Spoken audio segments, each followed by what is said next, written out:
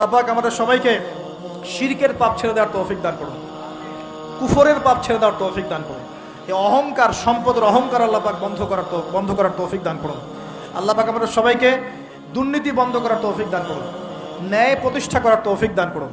আল্লাহ রাব্বুল আলামিন আমাদের সবাইকে, স্পেশালি যুবক যুবতী যারা আছে সবাইকে জেনা ছেড়ে দেওয়ার তৌফিক দান করুন, পবিত্র চরিত্রকে পবিত্র রাখার তৌফিক দান করুন, এই পর্নোগ্রাফি থেকে দূরে থাকার তৌফিক দান করুন।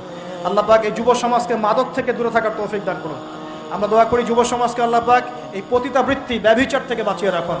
পরিবারগুলোর মধ্যে আল্লাহ পাক শান্তি দান করুন। এই ব্যভিচার থেকে, এই বিশ্বাসহীনতা থেকে, আমানতহীনতা থেকে আল্লাহ পাক আমাদেরকে বাঁচিয়ে রাখুন। আল্লাহ পাক আমাদের শাসকবর্গকে হেদায়েত দান করুন। আল্লাহ পাক জনগণকে হেদায়েত দান করুন। আল্লাহ রাব্বুল আলামিন আমাদের সবাইকে অপচয় বন্ধ করার তৌফিক দান করুন। সবাইকে নামাজি বানিয়ে দিন, সবাইকে কোরআনওয়ালা বানিয়ে দিন, সবাইকে হাদিস চর্চা করার তৌফিক দান করুন, রাসূলের সুন্নত মাফিক জীবন গড়ার তৌফিক দান করুন।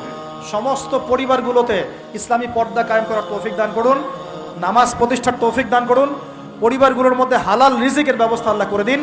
এবং সর্বোপরি আসন্ন রমজান যেটা আসছে, এই রমজানে আমরা যেন আমাদের গুনাহগুলোকে মাফ করিয়ে নিতে পারি, আল্লাহ পাক সেই তৌফিক আমাদের সবাইকে এনায়েত করুন, বলি আমিন।